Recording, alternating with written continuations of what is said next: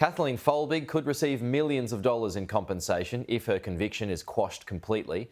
Ms Folbigg says if Australia really wants to make some good from a tragic story, they'll seriously consider reviewing the system of post-conviction. Ms Folbigg's lawyer says the next step is to quash the conviction. Kathleen has released her first statement since being set free from jail, revealing she's extremely grateful for being pardoned over the deaths of her 4 children. Kathleen Folbigg says she's extremely humbled. My eternal gratitude goes to my friends and family, especially Tracy and all of her family, and I would not have survived this whole ordeal without them. She's hailing her unconditional pardon as a victory for science and the truth. The last 20 years I have been in prison.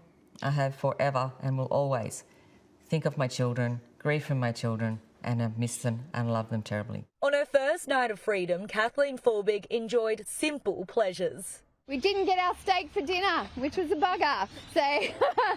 So we've had pizza last night.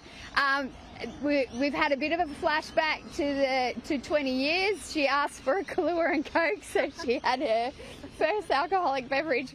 Kathleen Folbigg woke up in the comfort of her own bedroom rather than a prison cell. She's made a cup of tea with in a real crockery cup and had real spoons to stir with, which sounds probably pretty basic to you all, but she's grateful. Decent tea, real milk, and slept in a real bed last night. So she said it was the first time she's been able to sleep properly in 20 years. She was surrounded by close friends and supporters on her release. Although there were plans for a barbecue and T-bone steak for her first meal as a free woman, Tracy Chapman didn't have time to prepare. She had received 40 minutes notice of the release. Because she didn't get to say goodbye to anyone yesterday, it happened so quickly. So yes, she's definitely going to be missing quite a few people, I know that for sure. Kathleen Folbigg spent her first morning at her new home, her friend's farmhouse in Glenray near Coffs Harbour with the horses. Her long and painful journey captured the nation after a landmark inquiry launched in 2021 cast doubt on her guilt and on the legal system. The state has done the unimaginable to Kathleen Folbigg. They have put her in prison when she lost her 4 children.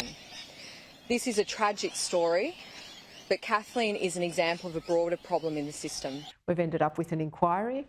It's enabled science to be heard comprehensively, and she was pardoned and released yesterday. But looking forward, we do need to create a system that enables new and complex science to be heard by the justice system. A request has been made to former New South Wales Chief Justice Thomas Bathurst to refer the matter directly to the Court of Criminal Justice Appeal. If Mr Bathurst does not refer it, we will be asking the Governor to refer it because she has that power. Failing that, we will be making an application to the Court of Criminal Appeal. As for her next legal steps, she has 2 options. She can pursue civil action against the state or make an application to the government for compensation, although her legal team say it's in no rush to take action. She has just been waiting to feel the grass on her feet, look at the sky and watch the sunrise for the first time in 20 years. And we won't be rushing her and pushing her to do anything she does not want to do. Through all of this, Miss Folbigg is grateful. She has no hatred. Lauren Forbes, Sky News.